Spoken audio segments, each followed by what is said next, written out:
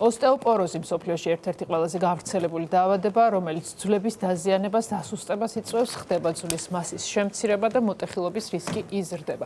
დაავადება განსაკუთრებით საყურადღებოა იმ ადამიანებისთვის, რომლებიც მაღალი რისკის ქვეშ იმყოფებიან. ოსტეოპოროზის ადრეული დიაგნოსტიკა და პრევენცია იქნება თემა, რომელზეც New Hospitalsის რუბრიკაში ვისაუბრებთ. სტუდიაში შემოგვიერთდა New Hospitalsის რადიოლოგი სალომე ლარიაშვილი. მოგესალმებით, სალომე, მადლობა რომ ხართ. ჩვენთან ერთად და საუბრობთ ოსტეოპოროზზე და რა თქმა უნდა იმ სადიაგნოსტიკო საშუალებებზე, რომელიც არსებობს ამ დაავადების პრევენციისთვის თუ მისი ფორმების და ზომების განსასაზღვრად. რა არის, რა შესაძლებლობაა ეს? პირველ რიგში მოგესალმებით, მადლობა მოწვევისთვის. დენსიტომეტრია ეს არის პროცედურა, კვლევის მეთოდი, როდესაც ვადგენს ძვლის მინერალურ სიმკვრივეს. ოსტეოპოროზი საკმაოდ განვითარებული და ხშირი დაავადება არის და ამისთვის, კონკრეტულად ამისთვის არის დენსიტომეტრია, ეს კვლევის მეთოდი. ჩვენთან პროცედურა ძალიან მარტივად, უმტკივნეულოდ, სწრაფად ტარდება და პაციენტი მალევე იგებს შედეგებს. ასეთი კვლევების ირგვლივ მაინც არსებობს ხოლმე გარკვეული კითხვები, როგორ აპარატში შევდივარ, მე ვიცი ეს აპარატი როგორიც არის და არანაირი დისკომფორტთან მართლა არ არის პაციენტის შემთხვევაში ის დაკავშირებული. დროსაც გაუსვათ ხაზს და რასახის მომზადება ჭირდება, თქვათ, როგორია ეს აპარატი, ამდენად კომფორტულია, მოკლედ პაციენტისთვის ამ კვლევის ჩატარება. ძალიან შვენი კომფორტული აპარატი არის. არ არის დახურული სივრცე, რისიც ეშინიათ ხოლმე, უბრალოდ მაგიდა არის და ტუბუსი, ანუ ღია აპარატი არის. პროცედურა რამდენიმე წუთის განმავლობაში მიმდინარეობს, გააჩნია რამდენ ადგილს იღებს პაციენტი, თითო ადგილს დაახლოებით 1 წუთი ჭირდება, ანუ არაფერი მტკივნეული არ არის. პაციენტს მომზადება არ ჭირდება, ჯობია რომ მეტალის ნივთები არ ქონდეს წელის მენჯვარზაყის არეში. თუ აქვს, ესეც პრობლემა არ არის. არ უშლის არაფერს, ჩვენ შეგვიძლია მოვაციოთ, ასე რომ ვთქვათ. ეს პროცედურა არის, რომ ერთგვარ შიგნითა სურათს იძლევა, რომ ამ ძვლების სიმკვრივე თუ ასე. რა სურათს გვაძლევს ესე პაციენტებისთვის გასაგებ ენაზე რომ აღვიხსნათ? ანუ ორმაგ ენერგეტიკული რენტგენის აბსორბციომეტრია, ასე ქვია. ანუ იღებს რბილი ქსოვილებიდან სიგნალებს და ასევე ძვლიდან. და შემდეგ ხდება ამის გამოკლება და მხოლოდ ძვლის სტრუქტურას გვიჩვენებს, ანუ ძვლის მინერალურ სტრუქტურას. რის მეშვეობითაც ჩვენ ვადგენთ გამოფიტულია ძვალი, გაიშვიათებული თუ ნორმის ფარგლებში. აჰა, მშვენიერი. ახლა კითხავთ, აი მანდამდე რომ მოვიდე რაღაც ალბათ რაღაც გარკვეული სიმპტომები, ჩივილები უნდა არსებობდეს, რომ მე პაციენტმა, თან ქართველმა პაციენტებმა, ანუ კეთილი ვინებოთ და ექიმთან მოვიდეთ. რა არის ეს ძირითადი გამოვლინებები? ძირითადად ოსტეოპოროზი მაინც უსიმპტომოდ მიმდინარეობს. შეიძლება საერთოდ ჩივილი არ ქონდეს და უბრალოდ თქვათ ენდოკრინოლოგთან ან რევმატოლოგთან მივიდა, უთხრა რაღაც გარკვეული კლინიკა აქვს, ასევე რისკ ჯგუფებში შედის ეს ადამიანი და ექიმი უშვებს შემდეგ დენსიტომეტრიაზე. არის პაციენტები, რომლებიც თვითონ თავისი ნებით სურვილით იმოწმებენ ხოლმე ოსტეოპოროზი აქვს თუ არა. შეიძლება ჩივილი ქონდეს, თქვათ წელის არეში ტკივილი, ისე რომ აი რამეს არ უკავშირებს კონკრეტულ რაიმე მდგომარეობას ან დილით ან საღამოს ესეთ უბრალოდ ტკივილი აქვს. სიმძიმის შეგრძნება დატვირთვის დროს, განსაკუთრებით დგომის დროს, თუ განვითარდა ოსტეოპოროზული მოტეხილობა, მაშინ აქვს ხოლმე ტკივილი და მაშინ ხდება თუ მალა არის მოტეხილი, თქვათ სიმაღლეში კლება, ცოტა მოკუზვა და ასე შემდეგ. სალომე, რა ამდენად არის ეს დაავადება დაკავშირებული ასაკთან და თანამედროვეობაში რამდენად გაახალგაზრდებულია როგორც სხვა პრობლემები და როგორც სხვა დაავადებები? ძირითადად ასაკოვან ადამიანებში გვხვდება ოსტეოპოროზი და ოსტეოპოროზული მოტეხილობები მათში უფრო მაღალი რისკია, თუმცა არის იუვენილური ოსტეოპოროზი, ეს არის ახალგაზრდებში, გვხვდება გარკვეული დაავადებებისას, როგორც არის ცელიაკია, თირკმლის დაავადება, ცისტური ფიბროზი, ცერებრული დამბლა, როდესაც აი დიდხანს უწევთ უმოძრაოდ ყოფნა, ფიზიკური აქტივობა არ აქვს საერთოდ, ასევე კორტიკოსტეროიდებით თუ მკურნალობს ბავშვი რაიმე მდგომარეობის გამო და ანუ ახალგაზრდებშიც გვხვდება. თუმცა რისკ ჯგუფები თქვენ ახსენეთ და მოდით ესეც გავხსნათ, რომ ვინ შედის რისკ ჯგუფებში. ხო, მოხუცები მივხვდით, რომ ასაკი ერთ-ერთი განსაზღვრელი არის. დიახ, უფრო გავშლი მაშინ. პირველ რიგში ეს არის 50 წელს ზემოთ, მამაკაცი იქნება ეს თუ ქალბატონი არ აქვს მნიშვნელობა, თუმცა ქალბატონებში მენოპაუზის შემდეგ ხდება ხოლმე ამის გადამოწმება, რადგან მეტაბოლიზმი ირღვევა, ჰორმონული დისბალანსი ხდება და განსაკუთრებით არის ხოლმე ძვლის გამოფიტვა მენოპაუზის შემდგომ ქალბატონებში. ასევე რისკ ჯგუფში შედიან ჭარბი ალკოჰოლის მომხმარებლები, ნიკოტინის, კოფეინის მომხმარებლები, ჭარბად და არა ზომიერი რაოდენობით. ასევე თუ აქვს რაიმე ოჯახური ანამნეზი, თუ ქონდა მშობელს ბარძაყის ძვლის მოტეხილობა, ბარძაყის ყელის მოტეხილობა. ასევე თუ რაიმე დაცემის შედეგად უბრალოდ რომელიმე ძვალი მოტყდა, მაგ შემთხვევაშიც რისკ ჯგუფში შედის. კიდევ არის ენდოკრინული დაავადებები, მაგალითად ფარისებრის პრობლემა, ჰიპერთიროიდიზმი, დიაბეტი.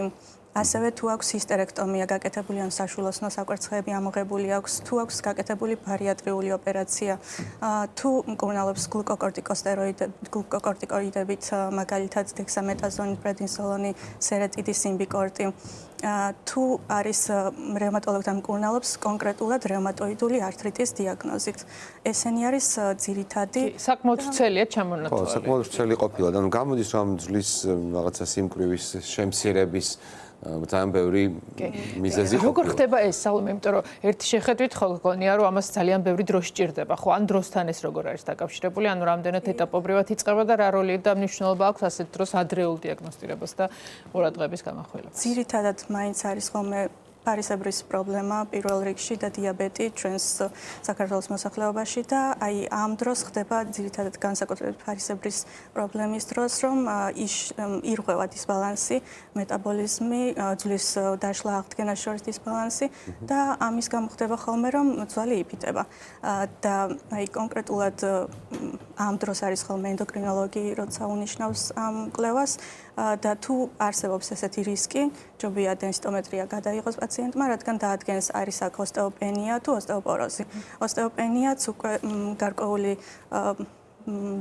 დონეები არის, ასე რომ ვთქვათ, ხარისხები და თუ ოსტეოპოროზისკენ არის, უფრო სხვა მკურნალობა ჭირდება, თუ ცოტა ნორმისკენ ზემოთ ვარიანტში. თქვენ ახსენეთ, რომ კვლევის დროს შეიძლება ეს იყოს ფეხი, სხვადასხვა კიდური, ანუ რამდენად შეიძლება განსხვავებული სურათი იყოს, ანუ პრობლემა იყოს დაწყებული, აი იწყება ესე რომ ვთქვათ, შეიძლება ფეხიდან დაიწყოს და ხელზე ჯერ არ იყოს, აი ამ კუთხით რა უნდა ვიცოდეთ ვთქვათ ამას. საკმაოდ მგრძნობიარე არის ხელისარე ეს ნაწილი, სხივის ძვლის დისტალური ნაწილი, თუმცა სადიაგნოსტიკოდ მაინც ყველაზე მნიშვნელოვანი მენჯვარდაყის სახსარია ხოლმე, რომელიც დაცემის შედეგად ხშირად წყდება უკვე 60 წელს ზემოთ გადაცილებულ პირებში და ჯობია რომ ორი ადგილი მაინც გამოიკვლიოს პაციენტმა, რომ კონკრეტულად ერთი ვთქვათ წელის მალები რომ გადაიღოს, შეიძლება იქ უბრალოდ ნორმა აჩვენოს. სურათი არ დაინახოს სრულად. აი ესეთ რამეს გკითხავთ. აი იმ შემთხვევაში თუ პაციენტი მოვიდა, გაიკეთა ეს კვლევა და კვლევის შედეგებმა ეგეთი სურათი დადო, რომ კი ამას ამ ადამიანს აქვს ძვლების სიმკვრივის პრობლემა. მაგრამ ჯერ მოტეხილობა არ არის განვითარებული, თუმცა გამოჩნდა რომ გამოფიტულია, ხო ეს ძვლები. რა არის შემდეგი პროცედურა, რა უნდა ურჩიოთ თუ რა პროცედურა უნდა ჩაუტაროთ თუ როგორ შეიძლება რომ თუ მივხვდი რომ ეს პრობლემა მაქვს, შევინარჩუნო მე ნაკლებად სიმკვრივე ძვლების, იმიტომ რომ შემდეგ თუ ასეთ პაციენტს მენჯი მოტყდება, მისი შეხორცება რო უფრო რთულია ვიდრე ჯამთელის, ნუ ლოგიკურიც არის. ამ მდგომარეობის გამომდინარე კი. თუ არის ასეთი მდგომარეობა, ჩვენ ვუშვებთ ან ენდოკრინოლოგთან, ან რევმატოლოგთან, თუ თვითონ არ ყავს ექიმი. ძირითადად მაინც ექიმი ყავთ ხოლმე, ენდოკრინოლოგი ან რევმატოლოგი და ისინი უშვებენ ჩვენთან ან ნევროლოგიც და ტრავმატოლოგიც. თუ არის ასეთი პრობლემა და არის პაციენტმა ვის მიმართოს, იმის მიხედვით რა აქვს ოსტეოპენია თუ ოსტეოპოროზი, ჩვენ ვამისამართებთ ძირითადად მაინც ან ენდოკრინოლოგთან, ან რევმატოლოგთან. ამ რისკ ჯგუფების გათვალისწინებით რა უფრო აწუხებს, ძირითადად მაინც ეს ამ ორი ენდოკრინოლოგის ან რევმატოლოგის პაციენტები არიან ხოლმე. არსებობს მკურნალობის მეთოდები, რომელსაც ეს კონკრეტული მკურნალი ექიმები უნიშნავენ. შეიძლება ეს იყოს უბრალოდ მედიკამენტური, კალციუმის, D3-ის შემცველი პრეპარატების მიღება, ან არის უკვე ოსტეოპოროზი, როცა აქვს პაციენტს, უნიშნავენ ინექციებს, პროლიას მაგალითად, რომელსაც საკმაოდ კარგი შედეგები აქვს, თუმცა ხდება ეს გარკვეული პერიოდის შემდეგ 6 თვეში. სალომე, როგორც ხვდები, ძირითადი მომართვიანობა ალბათ არის იმ სპეციალისტებისგან, იმ ექიმებისგან, ვინც თქვენ ახსენეთ. ხო, რამდენად გვაქვს ეს პრაქტიკა, რომ თავისი გადაწყვეტილებით მოდიან ადამიანები, რომ არ ვიცი თუ გადავედით ამ ეტაპზე, რომ მაინც პრევენციისთვის გარკვეული სახის კვლევები ჩავიტაროთ და ეს რამდენად შედის ამ ჩამონათვალში. უფრო ახლა ახალგაზრდები ვიყვავდნენ თავიანთი სურვილით, რომ მოვიდნენ და აინტერესებდათ, მაგალითად, მქონდა მოტეხილობა და აი მაინტერესებს ძვლები როგორ მდგომარეობაში არის.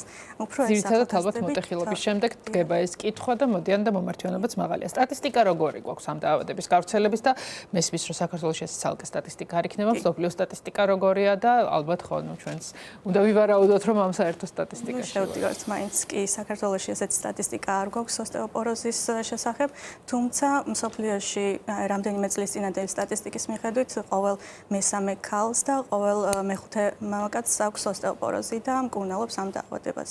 სქესსაც აქვს ალბათ არ აქვს განსა თუ მეტნაკლებად შეგვიძლია გამოვყოთ სქესს. მაინც აი ქალბატონებში უფრო ხშირი არის, რადგან ეს მენოპაუზის შემდგომი პერიოდი ყველას აქვს და უფრო ხშირად არის ხოლმე აი ამ დროს და განსაკუთრებით თუ ჰისტერექტომია აქვს გაკეთებული იმ ქალბატონებს. სალომე, რა სიხშირით ტარდება ეს კვლევა, ვთქვათ, თუ ჯანმრთელი ხარ და არ მიიღე ის სურათი, რომ ვთქვათ რაღაც არის შესაძლებელი და სიმყიფე არ არის შეცვლილი შენი ძლების და წინააღმდეგ შემთხვევაში ვთქვათ, თუ ეს არის და პრობლემა იწყება, მაშინ ალბათ უფრო ხშირი რაოდენობით ხდება კვლევის ჩატარება. არის გარკვეული აი ეს რაც რისკები ჩამოთვალე.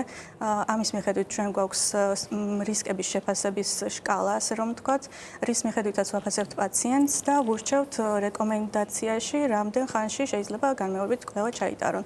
თუ არის მაღალ რისკ ჯგუფში, 6 თვეშიც შეიძლება ჩაიტაროს ეს პროცედურა. მანამდე დიდად მნიშვნელოვანი არ არის, იმიტომ რომ ეს 6 თვე ჭირდება რაღაც გარკვეული შევსებას ძვლის მინერალური სიმკვრივის. თუ არის მაღალ ჯგუფში 6-12 თვე, თუ არის საშუალო და მაღალ რისკ ჯგუფში, თუ ამ ჩამოთვლილიდან რომელიმე დაავადება აწუხებს, ქონდა მოტეხილობა, ასე შემდეგ ნიკოტინის, კოფეინის მოიხმარს, შეიძლება 1-3 წელიწადში გაიმეოროს ეს კვლევა. თუ დაბალი რისკი არის 3-5 წელიწადში და თუ უკვე ნორმა დაუწერა და ასაკიც ნაკლები არის, თქვა 40 წლის არის ანასე, 5 წელში უწერთ რომ რეკომენდაცია ნიუ ჰოსპიტალსის შეთავაზებებზე და შესაძლებლობებზეც უთხრათ მაყურებელს, ეს არის კომპიუტერული კვლევა, შესაბამისად ტექნოლოგიებს აქ აქვს უდიდესი მნიშვნელობა ამ მხრივ, რომ სახის აპარატი არის ნიუ ჰოსპიტალში და რა სახის კვლევას მიიღებს ადამიანი. ჩვენი ნიუ ჰოსპიტალსის დენსიტომეტრის აპარატი, ეს არის მაღალ ტექნოლოგიური აპარატი, ოსტეოსის ექსელუსი, რომელიც ყველანაირად მობილური არის, პაციენტზე მორგებული.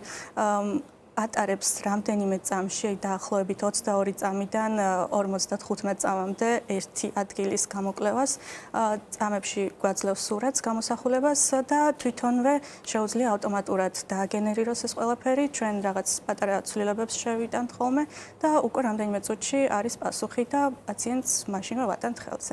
ხო, როცა დიაგნოზი არის აბსოლუტური სიზუსტის დასმული, ამაზე დიდი ფუფუნება ალბათ პაციენტისთვის არაფერი არის, ძალიან ცოტა დრო გრჩება და თავარია ოსტეოპოროზი არ დაგვემართოს, თორე კი მივხვდით, სადაც უნდა მივიდეთ.